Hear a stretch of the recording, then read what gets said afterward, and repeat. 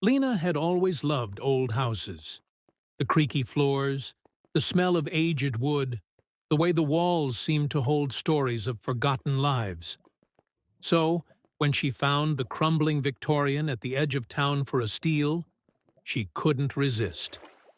The house was a maze of narrow corridors and rooms that felt too small for the towering ceilings.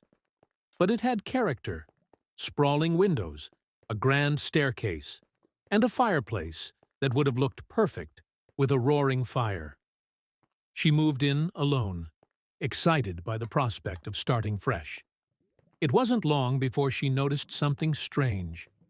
At night, after the house settled into its deep silence, she began hearing faint noises, soft tapping, almost like someone gently rapping on the walls. At first, Lena chalked it up to the house's age, the wood expanding and contracting in the cold. But as days turned into weeks, the sounds became harder to ignore. One evening, she sat on the old couch in the living room, reading a book when the tapping started again.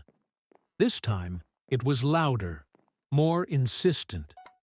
She froze, her heart thudding in her chest. The sound was coming from the wall behind her.